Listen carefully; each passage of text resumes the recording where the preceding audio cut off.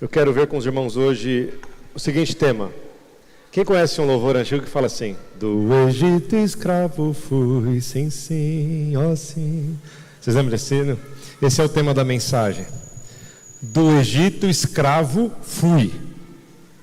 Fui, não sou mais. Nós não somos mais escravos. Mas parece que às vezes a gente vive como se fosse escravo. A gente já ouviu falar do poder da cruz. Nós já entregamos a nossa vida ao Senhor, entendendo que Jesus é o único mediador entre Deus e os homens, que o seu sacrifício é perfeito, completo, suficiente e poderoso para nos salvar, para nos libertar, para nos livrar. Nós confessamos Ele como nosso Senhor, nós reconhecemos o nosso pecado, fizemos o batismo do arrependimento. Mas a nossa vida no dia a dia não é a vida de alguém que foi liberto. E eu queria, nessa noite, que a gente falasse um pouco sobre isso. Nós vamos orar primeiramente. Senhor, nós queremos clamar que a Tua presença seja gloriosa e poderosa no nosso meio, Senhor. Nós estamos aqui por Tua causa. Nós não estamos aqui por causa de homens. Nós estamos aqui, Senhor, embora também estejamos aqui por causa da comunhão, da alegria, do amor. Mas a nossa causa principal de estar aqui, o motivo principal, é que nós queremos Te tocar. Nós queremos, como aquela mulher do fluxo de sangue, tocar nas Tuas vestes e receber virtude, Senhor. Nós queremos, Senhor, ser cheios da Tua glória, Senhor. Nós queremos, como Zaqueu, sentar à mesa e comer com o Senhor. Nós queremos, Senhor, nos aproximar do Senhor com esta certeza de que o Senhor nos ama, de que o Senhor não nos rejeita e de que o Senhor tem mais para nós. E que nessa noite o Senhor quer operar livramento sobre o Teu povo. O Senhor quer nos trazer uma consciência de que nós precisamos dar passos para frente. E nós não podemos ficar parados, estacionados, mas a nossa fé é uma fé dinâmica. A nossa comunhão com o Senhor, ela tem que ser crescente e ela tem que produzir transformação em nós. Faz isto em nós e no Teu povo para a Tua glória, no nome de Jesus. Eu não sei se o presbítero João já disse, mas hoje nós estamos aqui com o time um pouco embaixo, né? O pastor Luiz está com o Isaac no médico, orem pelo Isaac, né? Isso nós já fizemos, já oramos aqui antes de começar o culto. O pastor Natanael está em viagem a trabalho para fora do país. O presbítero Leonardo também está fora a trabalho, fora do país. Então, mas nós estamos aqui, olha nós aqui, né? E mais do que nós, o Senhor está na sua casa. Na quinta-feira, lá no Riacho, a gente começou uma palavra e eu falei para eles, eu vou dar uma prévia do que vai ser a palavra de domingo. Quem estava lá sabe disso. E nós começamos a tratar então de alguns textos que são tão conhecidos, tão básicos, eu diria, para a fé cristã.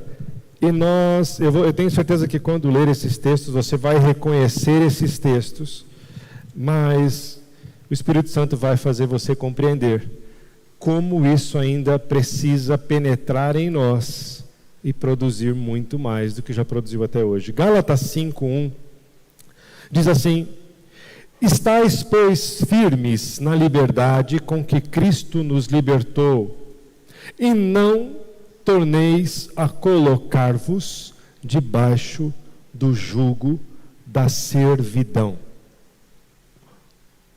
Vamos ver. Estai, pois, firmes na liberdade com que Cristo nos libertou, e não torneis a meter-vos debaixo do jugo da servidão. O apóstolo Paulo está lembrando a igreja dos Gálatas, aqueles irmãos, né? E hoje nós estamos aqui com a nossa igreja, lembrando que nós somos libertos com uma libertação maravilhosa, única na história, poderosa, e que por causa dessa libertação deste tamanho, a gente não pode voltar a ser escravo, voltar à servidão. Qual é o tamanho dessa obra, dessa salvação? O Filho de Deus se humilhou, tomou a forma humana, veio habitar entre nós e veio morrer a nossa morte por causa da nossa inimizade para com Deus. Então é uma obra poderosa, gloriosa, uma obra de amor, uma obra sem dimensão na história. Os deuses da mitologia, eles são homens que se tornam deuses. O Deus da Bíblia é o Deus que se faz homem, que se humilha para mostrar o seu amor por nós e para operar essa salvação. E essa salvação não é, você não vai para o inferno mais, não é só isso. A gente fica fixo nisso, agora eu vou para o céu, não vou mais para o inferno. Mas essa salvação é uma transformação de vida, é um novo ser, é uma novidade de vida. É uma vida que testemunha, é uma vida que frutifica, é uma vida poderosa. E quem combate contra esse estilo de vida é o pecado. E ele quer te colocar de novo debaixo de um jugo de servidão. Outro texto conhecido, Colossenses 1:13. Colossenses 1, verso 13, diz assim: o qual nos tirou da potestade das trevas e nos transportou para o reino do Filho do seu amor. Nós somos transportados. Sabe o que significa isso?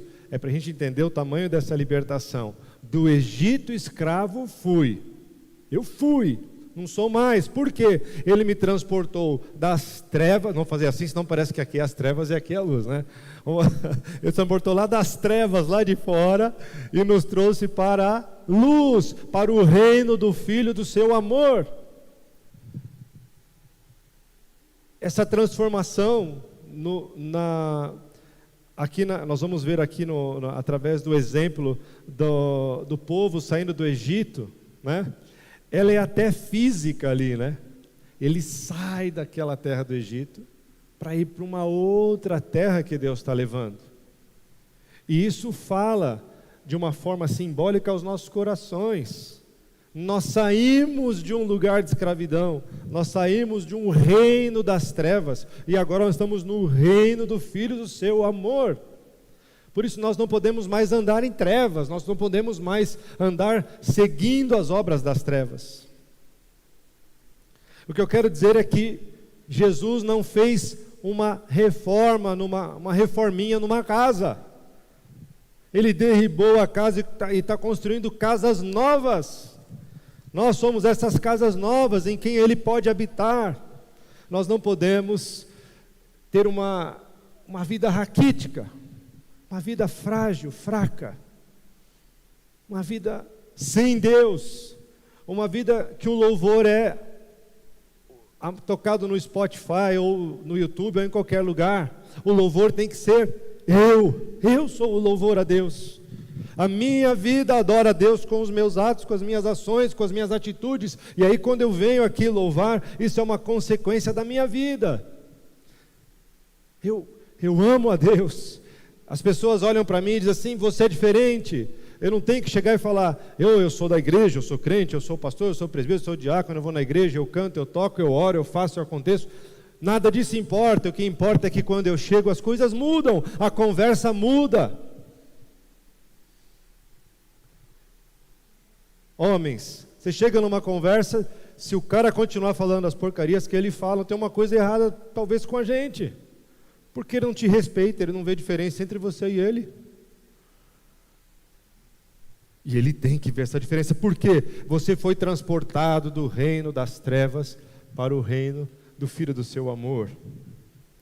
Vamos ver mais um, João 8:36. O Evangelho de João, no capítulo 8, no verso 36. Conhecem esses dois textos que nós lemos? Quantos já ouviram? Será que assim, não vou pedir para falar de cor, fica tranquilo. Quem já ouviu os dois textos que nós já lemos? Levanta a mão, pode levantar alto assim. 80%, eu acho. Agora esse aqui eu acho que é 100%. 8:36. Se, pois, o Filho vos libertar, verdadeiramente sereis livres. Vamos ler juntos? Se, pois, o Filho vos libertar, verdadeiramente sereis livres. Agora nós vamos tomar posse dessa palavra. Nós vamos dizer: o Filho me libertou e verdadeiramente eu sou livre. É pecado fazer isso? Acho que não, né? Não, irmãos, não é pecado. Vamos falar: o Filho me libertou, verdadeiramente eu sou livre. Fala isso olhando para alguém. Fala aí. O Filho me libertou, verdadeiramente eu sou livre. Você tem que tomar posse disso. Se você não compreende isso, se isso tem que martelar na sua cabeça. E vai martelar, porque eu vou orar. Eu vou orar para Deus. Na segunda-feira de manhã você vai acordar e dizer assim: o Filho me libertou, então eu sou livre. Eu não preciso disso, eu não preciso daquilo, eu não preciso disso, eu não preciso. O Filho me libertou, eu sou livre. Do Egito, escravo fui. Agora não sou mais não. Agora eu ando com Jesus, agora eu ando com o Senhor. Jesus abriu um novo e vivo caminho.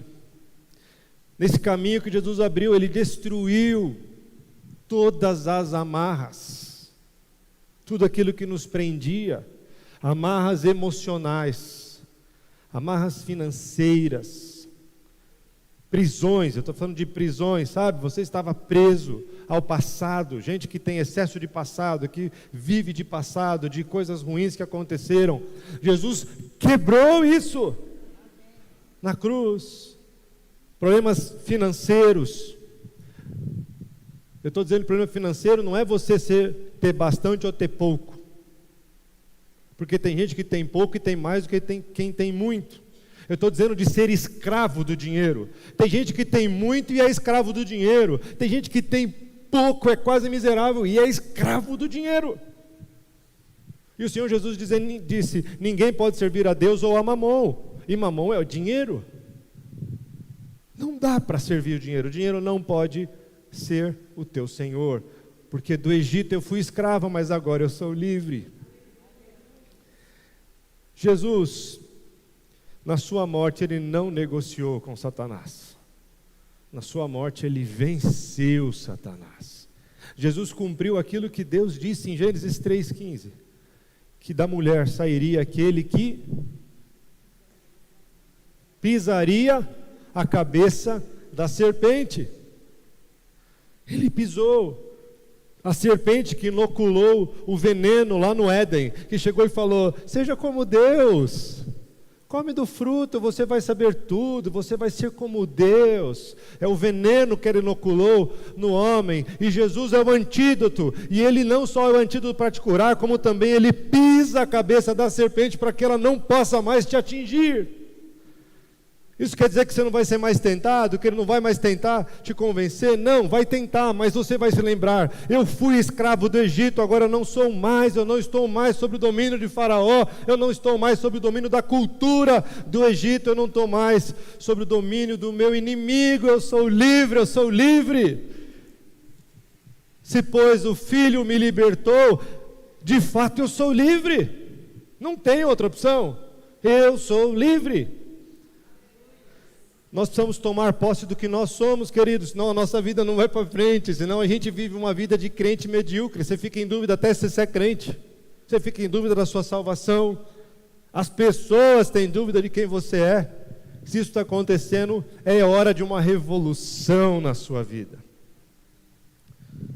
Antes de entrar aqui nesse texto de Êxodo que fala da libertação do povo do Egito, que vai nos servir como exemplo daquilo que Deus fez em nós, eu quero ler ainda mais um texto com os irmãos. Colossenses 2,14. Colossenses 2, verso 14. Se vocês acharem antes que eu, já acharam? Então vou ler com vocês aqui. Havendo riscado a cédula que era contra nós, nas suas ordenanças, a qual de alguma maneira nos era contrária, e a tirou do meio de nós, cravando-a na cruz.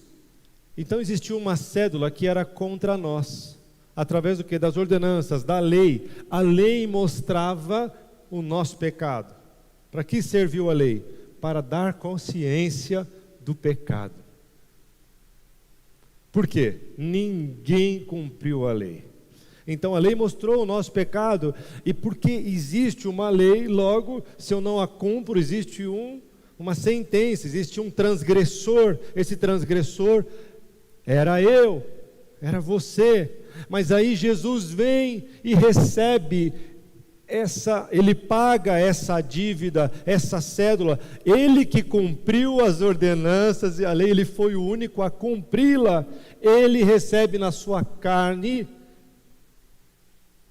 como é que fala isso no direito assim, quando a penalização. Ele recebe sobre si a pena da morte de quem não cumpre a lei. Ele recebeu. É assim, vou dar um exemplo financeiro que é mais fácil. Você deu um cheque de 50 mil reais, bastante, né? E você não tem como pagar. Aí alguém pega e paga este cheque no seu lugar. Só que nesse caso 50 mil não era nada, porque nós estamos falando de uma vida. Da sua vida, da sua vida, da sua, das nossas vidas. E a vida que foi dada no nosso lugar foi a vida de Jesus. Ele recebeu sobre si a pena do nosso pecado. O salário do pecado é a morte. E quem recebeu esse salário do pecado, esse salário que ninguém quer receber, porque fala de morte, foi Jesus. Por isso ele rasgou a cédula. Aquela acusação, aquela sentença que era contra nós, dizendo: você não cumpriu a lei, você é um pecador e você vai morrer. Ele recebeu sobre si, rasgou essa cédula de dívida e cravou-a na cruz. Dá para ouvir um glória a Deus aí, irmãos? Não é para mim não. Eu vou ver aqui, não é para mim, vamos falar junto. Glória a Deus. Quando o pregador fala isso, não é porque ele quer glória para si, a gente é igualzinho, a gente é farinha do mesmo saco. Mas quando a palavra de Deus traga sobre as nossas vidas, o Espírito Santo está se movendo entre nós, a gente tem que perceber essa palavra e agarrar a palavra e dizer: é para mim essa palavra. Porque o Senhor te trouxe hoje aqui para dizer: você vai sair daqui livre, com uma nova conduta, uma nova maneira de agir, uma nova maneira de ser. Ah, mas eu sou crente já há 20 anos, há 30 anos, há 40 anos. Quem é crente aqui há mais de 40 anos? Você precisa mudar. Pensou que você ia ficar com moral, né? Só mais de 40 anos, estou brincando, viu? Eu sei que não é isso. Mas a gente pensa assim: já tenho 40 anos de crente. Não quer dizer muita coisa não, queridos. A depender de como você conduziu a tua vida. Talvez você estava numa crescente, parou, estacionou. Tem gente que tem 30 anos de crente, 20 anos de crente, mas a vida cristã é novidade de vida, não é o tempo que faz com que eu seja melhor ou maior. O que faz diferença é quando eu recebo essa palavra, eu abraço essa palavra, o quanto eu decido todos os dias seguir a Ele, a sua lei, seguir aquilo que Ele me ensina. E quanto mais eu morro para mim mesmo, eu me sacrifico, é isso que determina o quanto eu agrado o meu Pai. Gente, como a gente sempre tem dito, não tem nada que você possa fazer para que Ele te ame mais, ou que Ele te ame menos. Sério, pastor? Então posso pecar à vontade? Vai me amar do mesmo jeito? Vai te amar do mesmo jeito. Mas você pode fazer muitas coisas para agradá-lo, e pode fazer muitas coisas para entristecê-los. Eu tenho 3 filhos, e às vezes eu falo isso para eles: filho, você tem sido o que tem mais me entristecido. Aí ele chora, ou ela, ou ele. Não estou falando necessariamente de um deles, mas às vezes eu chego para um deles e converso: filho, você tem me entristecido. Filha, você tem me entristecido, porque eu estou te dando a lei, eu estou dizendo o que pode e o que não pode, você já sabe o que pode e o que não pode, E quando você escolhe o que não pode, você colhe frutos amargos e você me entristece. Mas o meu amor por você não muda. Sabe o que acontece? Constrange. Ele fica, desculpa, papai, perdoa, né? E chora às vezes. E eles estão aprendendo a lidar conosco, com o papai, com a mamãe, da forma como Deus se relaciona conosco. Deus não é um papai carente. Você não ama o papai? Oh, eu te amo e quero te abençoar. Mas para eu te abençoar, você precisa andar assim. E ele te diz, eu não estou feliz da forma que você está andando. E você fala, isso te constrange, mas eu te amo. Fiz esse parênteses enorme aqui, porque Deus quis. No fundo, queridos, o que falta para nós, muitas vezes, é decisão. É uma decisão de que aquelas ou determinadas áreas da nossa vida sejam alcançadas, transformadas e libertas. A gente precisa decidir isso, porque nós já lemos aqui alguns textos falando de que essa libertação é completa, que essa libertação não é parcial, que essa libertação é poderosa, que essa libertação transformou as nossas vidas. E eu quero agora usar aqui alguns exemplos lá da libertação do povo no Egito, para que a gente possa compreender algumas coisas que nós precisamos ser libertos, e que se a gente não tomar uma providência, nós nunca vamos viver de fato como livres, nós vamos continuar vivendo como escravos. Algumas coisas que nós não podemos abrir mão. E no contexto que vamos ler, nós vamos ver a figura de Faraó tentando negociar com a gente o quanto a gente serve a Deus, como a gente serve a Deus, de que forma a gente pode servir a Deus. O inimigo tentando te proporcionar uma parcial libertação, uma meia libertação, uma libertação meia boca. Ele quer deixar você preso a ele.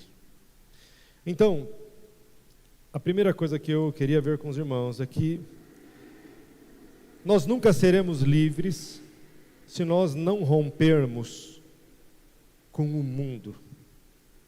Primeira coisa, você nunca será livre de verdade se você não romper, não se divorciar deste mundo. O que é o mundo?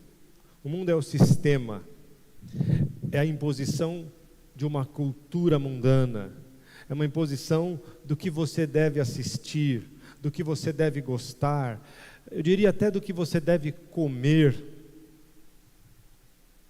Você sabia que tem gente que se reúne anualmente, bilionários, para decidir o que você vai comer?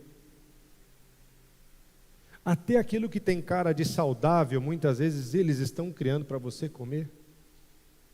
Não estou dizendo que você não deve comer saudável, que não tem coisa saudável, mas a gente não percebe o quanto a gente é manipulado. Eu vou dar um exemplo aqui rapidinho, não estava também no script, mas vou dar. Eu lembro que há muito tempo atrás, aquelas empresas de suco de laranja faziam o suco de laranja e sobrava aquilo que eles chamam de polpa cítrica. E aquilo era um lixo e custava muito caro para eles poderem dispensar isso na natureza. Aí um dia um cara teve uma ideia e falou, será que o gado não pode comer isso aqui? Aí falou, acho que dá. Aí ele começou a ceder aquilo para o criador de gado. Aí o criador de gado começou a dar aquilo para o seu animal, deu certo.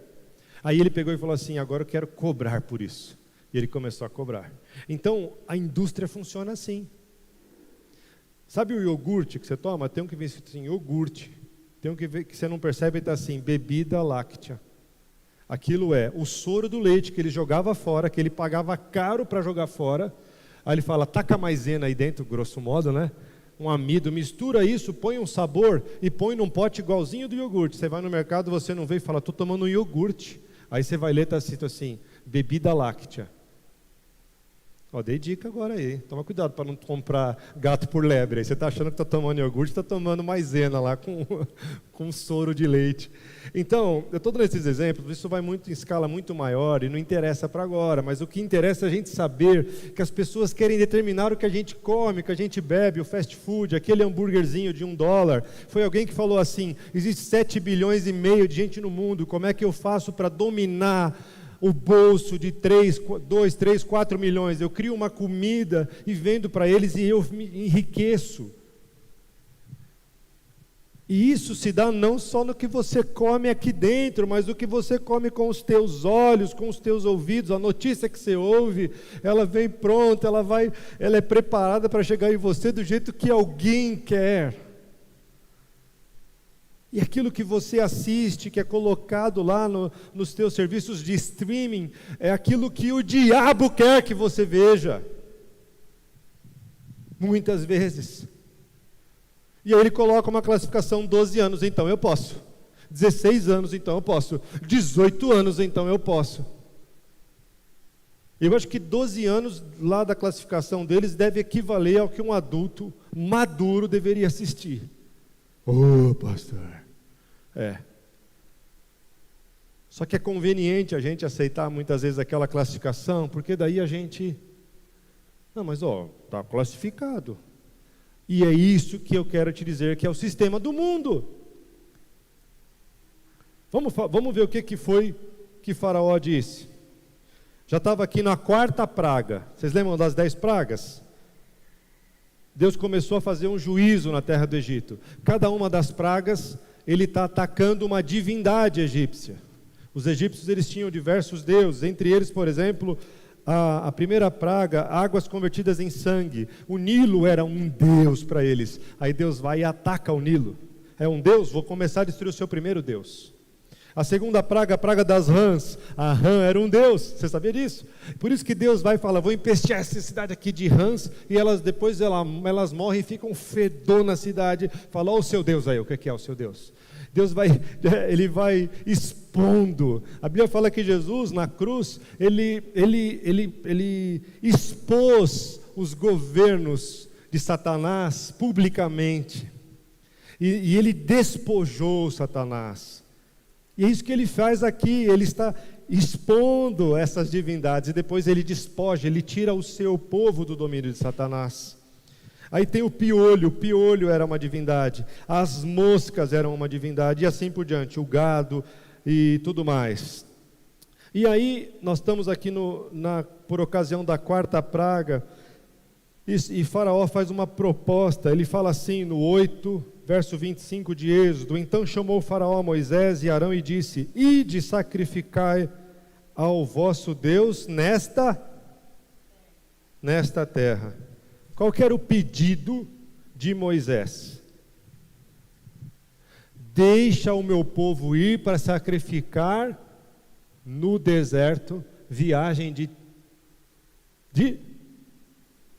3 dias, bem longe daqui. Nós vamos caminhar 3 dias e vamos sacrificar para o Senhor, bem longe do mundo, bem longe dessa terra aqui de pecado. E aí vem o faraó e fala assim, gente, tá bom, vai, já teve 3 pragas, a 4ª praga, agora, não, faz o seguinte, vai, pode adorar o seu Deus, adore o seu Deus, mas adora aqui mesmo. Para quê? Para que sair daqui? Para que deixar de servir um pouquinho a Deus, um pouquinho ao diabo? Não, pode ir na igreja, gente, vai lá domingo, assiste o culto. Se der brecha, ele ainda vai te dar umas ideias para você fazer umas críticas. O louvor estava ruim, pastor pregou, não sei não, acho que ele não estava muito bem, porque... Então, ele quer fazer essa concessão a você. Pode ir lá na igreja, mas não precisa mudar o resto. O resto pode deixar do jeito que está. Fica aqui, no meu domínio, na minha dominação, nas minhas terras, aonde eu comando, na minha cultura, no meu contexto. Você serve ao seu Deus, você vira as costas, passa, tem alguém servindo outro Deus, e você vê ele servindo aquele Deus, e serve também um pouco. Ele quer nos tirar do mundo, mas Moisés entende que aquilo é incompatível, ele não aceita, e ele fala, no 27, deixa-nos ir caminho de 3 dias ao deserto, para que sacrifiquemos ao Senhor nosso Deus, como Ele nos disser. Então, é um caminho de 3 dias. Por que um caminho de 3 dias? Porque ao 3º dia Ele ressuscitou. E eu estou caminhando para essa vida nova. Eu vou ressuscitar, por isso que Paulo disse, já ressuscitastes com Cristo, nova criatura é. As coisas velhas ficaram para trás, eis que tudo se fez novo. Nós temos que ressuscitar com Ele. São 3 dias de distância do mundo. Será que nós estamos a quantos minutos do mundo? A quantas horas do mundo? A quantos dias? A quantas semanas? Nós temos que nos distanciar do mundo. Nós temos que nos distanciar das coisas que nos oferecem, dessa facilidade de acessar qualquer coisa num celular.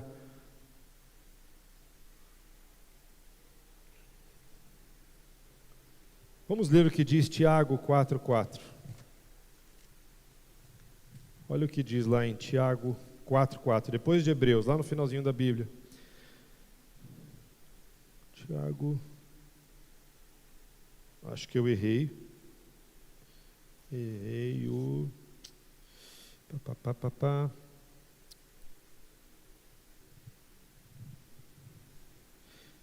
Tiago 4,4. Eu que errei aqui na Bíblia. Eu falei a coisa certa. Adulto e adúlteras, não sabeis vós que a amizade do mundo é inimizade contra Deus? Portanto, qualquer que quiser ser amigo do mundo constitui-se inimigo de Deus. Ou cuidai vós, que em vão diz a Escritura, o Espírito que é em nós, que habita em nós, que em nós habita, tem ciúmes. Adúlteros e adúlteras. Isso pode ser num relacionamento, mas pode ser também na relação com Deus. Deus chama Israel assim. Vocês adulteraram contra mim. Ele usa os profetas para dizer isso. Ele faz até com que um profeta se case com uma prostituta e ela adultere 3 vezes para que ele entenda o sentimento de Deus em relação àquele adultério. Oséias, né? Esse profeta. Então, adultos e adúlteras, vocês não sabiam que a amizade com o mundo é inimizade contra Deus? Não dá para servir a Deus no Egito. Não dá para seguir a Deus comendo aquilo que o povo do Egito come, vendo aquilo que o povo do Egito vê, ouvindo aquilo que eles ouvem, andando com quem eles andam, fazendo o que eles fazem. E por isso, muitos de nós podem estar se frustrando na caminhada, e aí a hora que a gente começa a colocar a culpa nos outros. Deve ser aquele irmão que não está me preparando bem, deve ser aquela escola dominical que não é boa, aquilo que não é bom, e na verdade o que precisa é uma posição nossa. A segunda lição que nós vemos aqui, ou decisão que nós podemos tirar, é que nós precisamos ser, às vezes, radicais naquilo que nós cremos. Você nunca será livre se a sua fé em Deus não for radical, não for para valer, sem abrir espaços para o inimigo. Ainda na continuação, no 28 diz, então Faraó disse, deixar-vos-ei ir, para que sacrifiqueis ao Senhor vosso Deus no deserto, somente que, indo, não vades longe, e orai também por mim. Você consegue entender aqui, como que Satanás fica tentando negociar com você, o quanto você vai servir a Deus? Primeiro é assim, serve aqui mesmo, fica aqui no mundão com nós. Senta aí com nós. O que diz o Salmo primeiro? Bem-aventurado o varão que não anda, já pregamos isso aqui, não anda segundo o conselho dos ímpios, nem se detém no caminho dos pecadores e nem se assenta. O que quer dizer isso? É um nível de comprometimento. Ele começa andando perto, não anda, não, agora ele já se deteve, ele já parou, agora ele já está, entendi. Deixa eu puxar uma cadeira e sentar agora. Agora eu vou sentar com vocês e vou escarnecer. Agora já estou num nível que eu estou um crente bem meia boca mesmo. Então o que Satanás quer fazer é que você tenha uma fé razoável. Você até ora na igreja, você já até orou por alguém e alguém foi curado. Então essa é a prova de que Deus está comigo, eu devo estar andando bem com Ele. Não quer dizer nada. Porque naquele dia muitos dirão, em teu nome eu fiz isso e aquilo. E Ele dirá, apartai-vos de mim. Então não é o quanto você produz em termos de milagre que determina o tamanho da sua fé, o tamanho da sua relação com Deus, mas é o quanto a sua vida foi transformada e ela brilha a Cristo, o bom perfume de Cristo, o rosto brilhando, as pessoas olham e dizem assim, você é diferente. Nós estamos propondo fazer um negócio aqui que é mais ou menos, e você diz, eu não vou fazer porque eu quero a bênção de Deus, eu não vou fazer isso. Mas você vai perder dinheiro, não vou, eu vou perder se eu fizer isso aí. Porque eu não quero ser mais ou menos crente. Eu não quero deixar meu pai triste. Ele vai continuar me amando, mas não suporta a ideia de ver o meu Deus triste comigo. Então nós precisamos ser radicais nisso. Nós precisamos dizer, não quero ir mais ou menos com Deus. Talvez Ele estivesse propondo, não vai muito longe, anda aí uns 30 quilômetros a pé, umas 2, 3 horas de caminhada, serve lá a Deus e volta, não fica indo longe, gente, para que ir longe? Tá bom, né? Vai um pouco mais longe, não é só vir na igreja domingo, vem na igreja mais um dia, ouve uns louvor no carro, né? No celular. E o que Deus está dizendo aqui, a Bíblia nos ensina, é que a nossa fé não pode ser mais ou menos.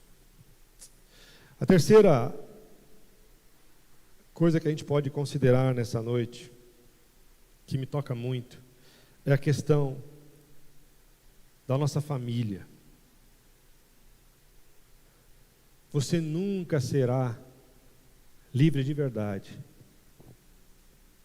se a sua família ficar para trás. Satanás faz essa proposta através dessa história, a gente vê isso aqui no Faraó. Olha aqui o que diz o capítulo 10. Nós já estamos aqui na 8ª praga. E disse assim, no 8, então Moisés e Arão foram levados outra vez a Faraó, e ele disse-lhes, ide, servi ao Senhor vosso Deus. E ele perguntou, quais são os que hão de ir? O Faraó perguntou. E Moisés disse, havemos de ir com os nossos jovens, com os nossos velhos, com os nossos filhos, com as nossas filhas, com as nossas ovelhas e com os nossos bois, havemos de ir, porque temos que celebrar uma festa ao Senhor. Então ele, Faraó, lhes disse, que o Senhor seja convosco, como eu vos deixarei ir, a vós e a vossos filhos, vede que estáis mal intencionados. Olha o que ele fala aqui, cara de pau. Você está mal intencionado, Moisés, você quer ir com todo mundo? E ele diz, não será assim. Agora, ide vós, os homens, e servi ao Senhor, pois isso é o que pediste. E os expulsaram da presença de Faraó. Esse barganhador chamado Satanás, primeiro fala, serve a Deus aqui mesmo. Anda um pouquinho mais, serve um pouco melhor. Vai até ali a esquina e serve ali. Agora ele fala assim, não, vai então, vai até lá onde você quer ir. Mas deixa aqui os filhos, as mulheres, as crianças, os jovens, vai só os homens.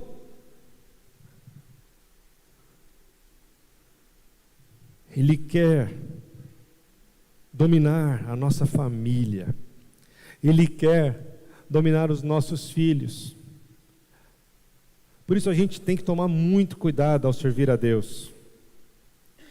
Somente aqueles que ocupam posição de liderança, querendo servir a Deus, muitas vezes acabam negligenciando a própria casa.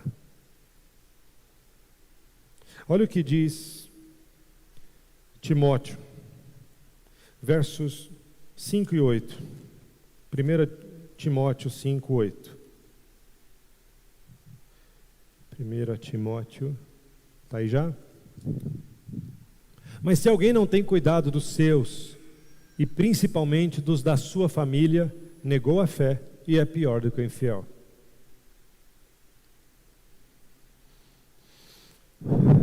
Ufa! Pesado, né? A gente está tão preso ao culto, ao templo, ao serviço, a pregar, a orar, a impor as mãos, a louvar, a vir ao culto. Eu tenho que ir no culto. E ele está dizendo, se alguém não tem cuidado dos seus, e principalmente dos da sua família, negou a fé. Porque não é sobre ser crente na igreja, é sobre ser crente na vida. Não sei se já te disseram, servir a Deus não é na igreja, é na vida, é no trabalho, é na escola, é dormindo, é levantando, é andando, é lendo, é assistindo, é ouvindo, é vendo, é falando, é corrigindo um filho, é sentando e dando tempo para o seu filho, conversando com ele, é deixando de vir a um culto para ficar com o seu filho e com a sua família. Se a sua família está em briga, você está em briga com a sua esposa, você está em briga com o seu filho, o que você veio fazer aqui? Se você não corrigiu nada com ele. Ele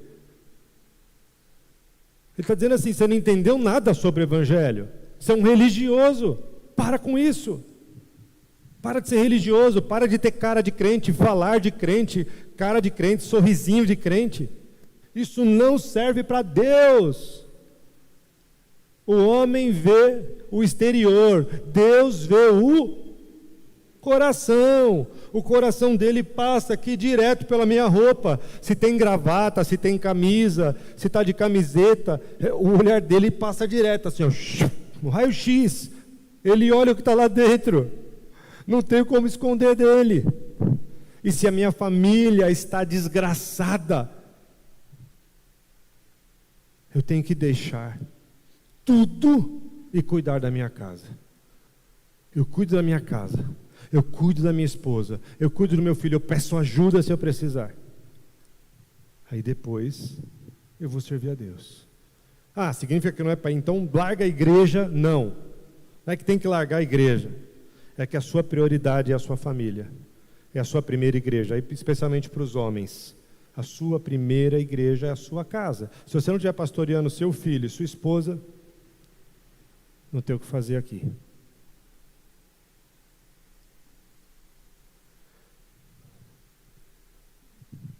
Porque aquele que negligencia isso, negou a fé. E é pior do que o infiel. Porque o infiel, ele não conhece, ele não tem consciência disso. Ele é isso mesmo. Ele é um jogador, ele sai do trabalho e vai jogar com os amigos, vai brincar, vai beber, vai fazer qualquer coisa e negligenciou a família dele. Agora, a gente deixar de ir para casa, cuidar da nossa família, para vir para a igreja pode ser outra fuga. É isso que ele está falando.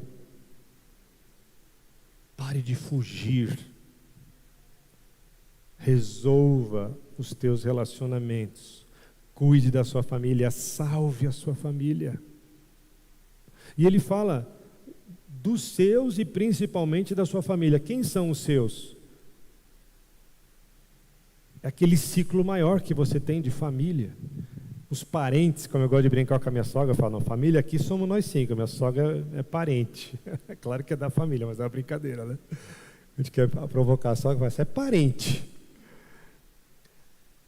Não, é família, viu, sogra? Minha mãe, segunda mãe que Deus me deu. Ó. Deus deu, e minha esposa diz o mesmo, né? Tem duas mães, a mãe dela e a minha. Então, Deus nos presenteia. A gente só precisa tomar posse do presente. Então, queridos, não vamos negligenciar. Nós precisamos cuidar dos nossos. Nós precisamos, às vezes, deixar para ir visitar alguém. O único dia que a pessoa tem para receber a visita é na quarta-feira. Mas quarta-feira tem culto de oração. Não posso faltar no culto. Vai visitá-la. Mas ele não veio na igreja hoje, deve estar chateado. Vai na casa dele, orar com ele, vai conversar. Não negligencie os seus. O que ele disse aqui, no 24. Então Faraó chamou a Moisés e disse: Ide servir ao Senhor, somente fiquem vossas ovelhas e vossas vacas, vão também convosco as vossas crianças. Aqui é a quarta condição que a gente tem que tomar cuidado. Os seus bens devem servir ao Senhor. Ele está dizendo o seguinte agora: leva, tá bom, vai todo mundo, vai aí, leva a família, leva a mulherada. Vocês vão se arrepender, mas leva. Não vai nada, é bênção. Ele falou: mas deixa aqui os teus bens, porque vaca, gado, ovelha, naquela ocasião, era assim: deixa aqui sua aplicação, deixa aqui o salário que você ganhou, deixa aqui o seu dinheiro, entendeu? Deixa aqui, deixa comigo, deixa o seu dinheiro me servindo, vai, mas o teu dinheiro continua me servindo. O teu dinheiro continua sendo para me alimentar, para os meus propósitos. Nós não somos uma igreja que tem costume de falar de dinheiro, né? Se você que é visitante percebeu, o presbítero disse: se você que nos visita, por favor, nem participe desse momento. Porque nós entendemos que isso é um ato de fé, primeiramente, são para os domésticos, aqueles que estão aqui, que entendem, que conhecem as obras que essa igreja faz, aonde esse dinheiro é destinado, né? Então você faz isso com sabedoria e com amor. Claro que ninguém impede ninguém de participar, mas a gente não quer que ninguém seja afligido ali, né? Apertado, você tem que participar, dá o seu dinheiro aí. Mas tem uma coisa: ao fazer isso, às vezes a gente esquece de dizer que existe bênção em servir a Deus com o que nós temos. Porque é uma demonstração de que o que você tem não é o que te satisfaz. O salmista diz: todas as minhas fontes estão em ti. Eu amo esse texto, eu cito muito aqui, os irmãos já ouviram. E eu acho bonito porque ele está dizendo assim: toda a minha fonte de alegria, de prazer, de paz, é o Senhor. Mas às vezes a gente diz isso e vive outra coisa. E a gente nega aquilo que é de Deus. Aqueles dízimo, né? Os 10%. Você pode ser muito mais próspero com os seus 90% do que muita gente com os seus 100%. Porque na verdade você não está dando 10%, você está devolvendo 10%, você ganhou 100%. Ele te abençoa, te dá 100%. E você, como prova de desprendimento financeiro, você diz: eu vou contribuir, eu vou abençoar, eu vou alimentar, eu vou pagar a conta de luz, eu vou pagar a conta de água, eu vou pagar quem limpa a igreja, eu vou pagar o ponto de pregação lá no Riacho, eu vou ajudar a pagar as cestas básicas que são dadas lá no Riacho para tantas famílias. Eu vou abençoar a manutenção mensal do elevador. Eu vou porque eu frequento este lugar. Eu quero que o meu filho suba e tenha aula. E se eu não tiver filho aqui, mas eu quero que o filho dos outros também seja abençoado, porque eles precisam ter aula, eles precisam ter material, precisam ter... É isso. Eu quero que essa igreja expanda. E nós precisamos mudar tanto a nossa cultura, porque nós vemos uma cultura de que os pastores trabalham. Aqui nessa igreja, a gente durante muito tempo disse isso com um certo orgulho, e nós precisamos mudar isso, porque nós precisamos que Deus levante jovens que amem tanto o ministério, que digam, a minha vocação é ser pastor, mais nada. Mais nada, eu sou pastor, e a igreja vai sustentar esse camarada. Quem quer isso? Diz assim, amém, glória a Deus. Alguém que se dedique à igreja. Eu, como pastor, me sinto alguém que falta, porque eu trabalho. Eu não tenho o salário da igreja. Olha que orgulho, eu não recebo nada da igreja. Eu ajudo a pagar. O pastor Luiz não recebe nada da igreja, ajuda a pagar. O pastor Natanael não recebe nada da igreja, ajuda a pagar. O presbítero João não recebe nada, ajuda a pagar. O presbítero Léo não recebe nada, ajuda a pagar. Olha como nós somos maravilhosos. Não é motivo de orgulho. Só mostra a nossa seriedade. Mas nós precisamos mudar a nossa mente, para que a gente possa ter aqui algum jovem, talvez alguma criança, alguém que tem chamado, que Deus vai fazer ferver o coração. Ele vai dizer, a minha vocação é servir a Deus como pastor, é servir ao povo, é buscar os perdidos, é visitar os doentes, os enfermos na alma. E para isso nós vamos precisar pagar. Vamos precisar pôr a mão no bolso e abençoar. E a gente faz isso porque a gente ama fazer isso. Não porque é uma ordenança. Eu posso ler Malaquias 3:10 aqui. Trazei todos os dízimos à casa do Senhor para que haja mantimento. Todo mundo conhece esse versículo? Né? Trazei todos os dízimos à casa do tesouro para que haja mantimento. É uma ordem, trazei, imperativo. Mas a oferta que ele se agrada é a oferta da viúva. Porque o que ela dá em proporção ao rico é muito maior. E o seu coração se alegra em dar, em ofertar. Mas você fala, o que tem a ver com esse texto aí, pastor? O que tem a ver? Vamos ver. Ele diz assim, deixa aqui as suas riquezas, a sua ovelha, as suas vacas, e leve as suas crianças. Sirva a Deus, vá ao culto, mas continue sendo o Senhor do seu dinheiro. Não abençoe, não dê. Use o seu dinheiro para me servir. Diga que você não pode ir a um retiro e pagar uma parcela de R$50 em 12 vezes, mas pode pagar 3 serviços de streaming.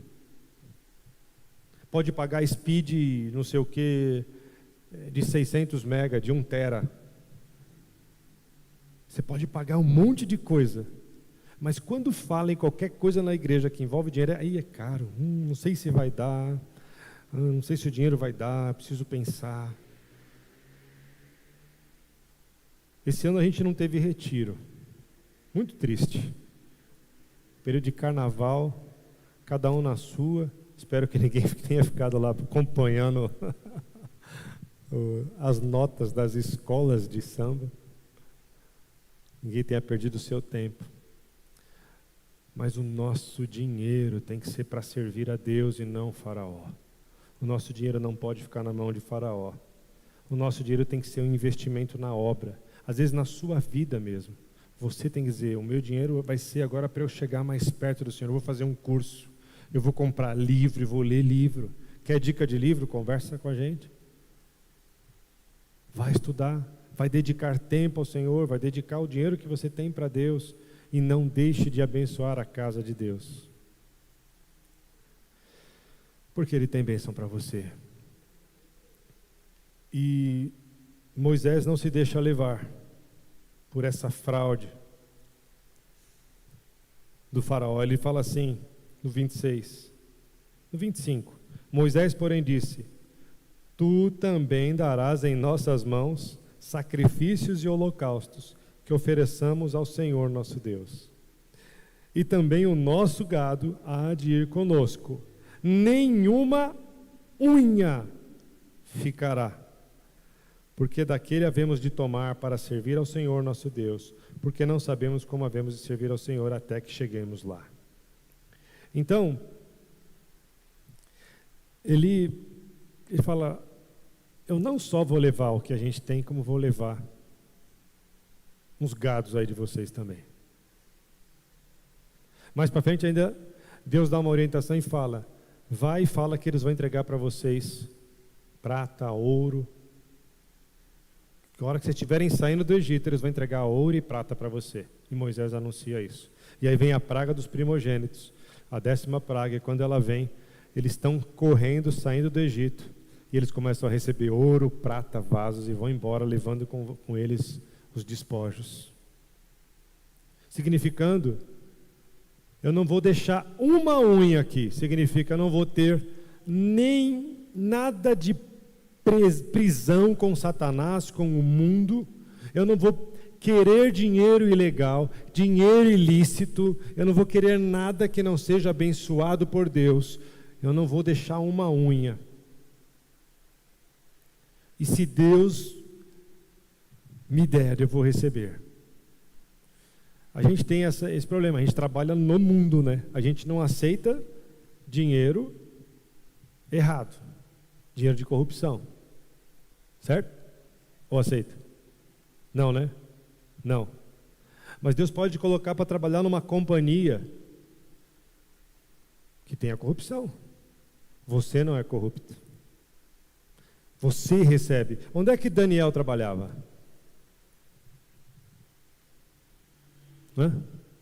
No palácio, na Babilônia. Símbolo do quê? Símbolo do mundo. Símbolo da cultura mundana, de tudo que não presta. Servo de Deus. Recebia os suprimentos dele de lá. Não é? Então, às vezes nós não vos peço que tire do mundo, mas que livre-nos do mal. Então nós estamos no mundo.